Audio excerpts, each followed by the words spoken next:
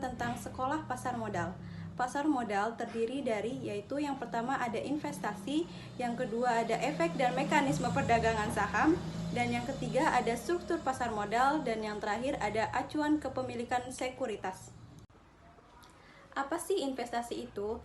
Investasi adalah pengelolaan aset atau harta sehingga aset atau harta tersebut dapat memberikan hasil di masa yang akan datang. Investasi di pasar modal yaitu investasi dengan membeli efek untuk memperoleh keuntungan atau laba berupa capital gain atau dividen. Dalam investasi saham, aset sama dengan saham, keuntungan atau laba sama dengan capital gain dan dividen. Perbedaan menabung dengan investasi. Tujuan investasi yaitu memperoleh keuntungan, sedangkan menabung yaitu bersifatnya menyimpan. Potensi resiko investasi yaitu adanya resiko, sedangkan menabung relatif tidak adanya resiko. Jenis transaksi investasi yaitu jual beli, sedangkan menabung yaitu simpan meminjam. Tempat transaksi investasi yaitu pasar modal, sedangkan menabung yaitu perbankan. Apa itu pasar modal dan apa aja sih manfaatnya? Pasar modal adalah pihak yang membutuhkan dana jangka panjang dengan pihak yang membutuhkan sarana investasi pada produk keuangan dalam saham, obligasi, reksadana, dan lain-lain. Manfaat pasar modal. Yang pertama yaitu ada sebagai sumber pembiayaan, sebagai sarana investasi, sebagai penyebaran kepemilikan perusahaan, keterbukaan dan profesionalisme, dan yang terakhir ada sebagai sarana lapangan pekerjaan baru bagi masyarakat. Prinsip dasar berinvestasi di pasar modal. Yang pertama yaitu pergunakan dana lebih. Yang kedua, mendapatkan informasi mengenai produk investasi sebanyak mungkin sebelum mengambil keputusan berinvestasi. Yang ketiga, jangan menempatkan seluruh dana investasi pada satu jenis instrumen yang sama. Yang keempat yaitu kenali perusahaan sekuritas di mana kita berinvestasi, dan yang terakhir ada investasi secara berkala dengan orientasi jangka panjang. Apa itu saham? Saham merupakan bukti kepemilikan suatu perusahaan perseroan yang diklaim atas penghasilan dan kekayaan perseroan. Konsep dasar saham. Sebagai contoh, Pak Bejo berniat memiliki usaha bakso. Perlu modal yaitu 8 juta, namun hanya memiliki dana sebesar 1 juta rupiah. Untuk itu, Pak Bejo mengajak 7 teman bersama-sama menanamkan modal dengan 1 juta rupiah, sehingga setiap orang dalam perusahaan bakso tersebut memiliki saham senilai 1 juta rupiah. Konsep dasar kenaikan harga dan perdagangan saham. Kemudian, usaha bakso Pak Bejo tersebut berkembang sehingga nilainya mencapai 16 juta rupiah. Sehingga nilai saham Pak Bejo dan teman-temannya pun naik menjadi 2 kali lipat.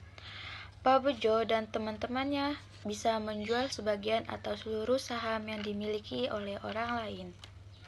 Mengapa investasi saham diperlukan? Yang pertama yaitu mudah, karena banyak perusahaan sekuritas dan manajer investasi dapat memberikan rekomendasi dan adanya online trading, sehingga tidak memerlukan pengetahuan yang mendalam, tidak sulit untuk melakukan pemantauan, dan tidak perlu pemahaman yang kuat atas teknologi.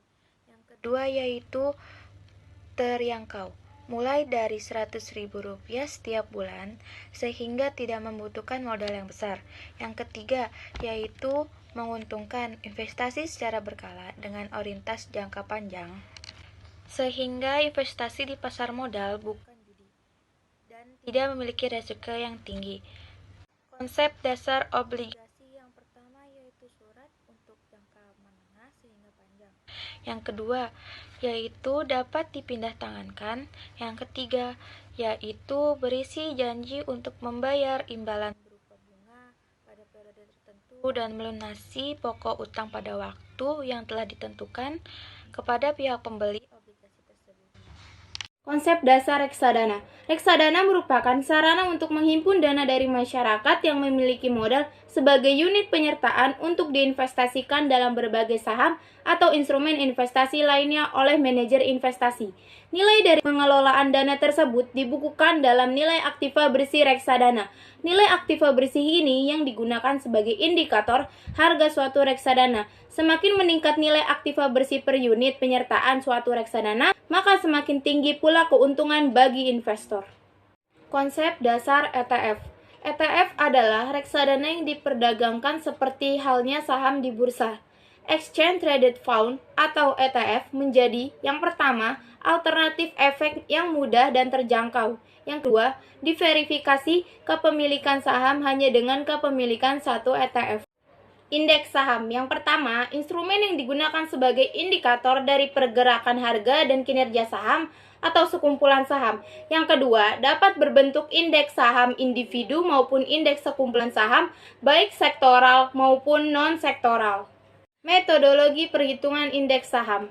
Nilai pasar adalah kumulatif dari perkalian harga saham dengan jumlah saham tercatat. Nilai dasar adalah kumulatif dari perkalian harga saham dengan jumlah saham tercatat pada hari dasar. Ada dua ukuran perubahan fraksi harga. Yang pertama, transaksi saham dilakukan lot, di mana satu lot sama dengan 100 saham. Yang kedua, setiap perubahan harga saham harus mengikuti ukuran fraksi harga atau tick size yang sudah ditentukan. Dan ada 3 auto reject system. Yang pertama, untuk mengurangi tingkat fluktuasi harga saham yang berlebihan. Yang kedua, permintaan harga yang melebihi ketentuan batas maksimal secara otomatis akan ditolak. Dan yang ketiga, untuk menghindari terjadinya manipulasi harga dengan menggerakkan harga saham secara berlebihan. Struktur pasar modal. OJK sebagai bidang pengawasan sektor pasar modal terhadap keseluruhan kegiatan sektor jasa keuangan. 1. Bursa Efek Indonesia. 2. Clearing peminjaman Efek Indonesia. 3. Custodian Center Efek Indonesia. Otoritas Jasa Keuangan (OJK). Tugas OJK melakukan peraturan dan pengawasan terhadap kegiatan jasa keuangan di sektor perbankan, sektor pasar modal, dan sektor industri keuangan non-bank (IKNB). Tugas pendirian. OJK dibentuk dengan tujuan agar keseluruhan kegiatan di dalam sektor jasa keuangan terselenggara secara teratur, adil, transparan, dan akuntabel, mampu mewujudkan sistem keuangan yang tumbuh secara berkelanjutan dan stabil, dan mampu melindungi kepentingan konsumen dan masyarakat. Bursa Efek Indonesia. 1. Tujuan pendirian menyelenggarakan perdagangan efek di pasar modal Indonesia yang teratur, wajar, dan efisien. 2. Pemegang saham Bursa Efek Indonesia adalah perusahaan efek yang telah memperoleh izin usaha sebagai perantara perdagangan efek, disebut sebagai anggota bursa. 3. Bursa Efek Indonesia secara resmi didirikan pada tanggal 13 Juli 1992. 4. Bursa Efek Indonesia adalah satu-satunya penyelenggara perdagangan efek di Indonesia. 5. Bursa Efek Indonesia wajib menerapkan peraturan mengenai keanggotaan, pencatatan, dan perdagangan. 6. Bursa Efek Indonesia wajib mempunyai satuan pemeriksa yang bertugas menjalankan pemeriksaan berkala atau pemeriksaan sewaktu-waktu terhadap anggotanya serta terhadap kegiatan bursa efek. Lembaga Penyimpanan dan Penyelesaian (LPP). 1. Tujuan pendirian menyediakan jasa custodian center dan penyelesaian transaksi yang teratur, wajar, dan efisien. 2. Saham LPP dapat dimiliki oleh bursa efek, bank kustodian, anggota bursa, perusahaan efek, badan administrasi efek, atau pihak lain yang disetujui Bapepam dan LK. 3. Dikelola oleh PT Custodian Center Efek Indonesia (KSEI) yang didirikan pada tanggal 9 Januari 1998. Lembaga Clearing dan Penjamin (LKP). 1. Tujuan pendirian menyediakan jasa clearing dan penjaminan penyelesaian transaksi bursa efek yang teratur, wajar, dan efisien. 2. Mayoritas jasa lembaga clearing dan penjaminan wajib dimiliki oleh bursa efek. 3. Dikelola oleh PT Keliling Penjamin Efek Indonesia (KPEI) yang didirikan pada tanggal 5 Agustus 1996. Akses via ATM, pengembangan fasilitas aset.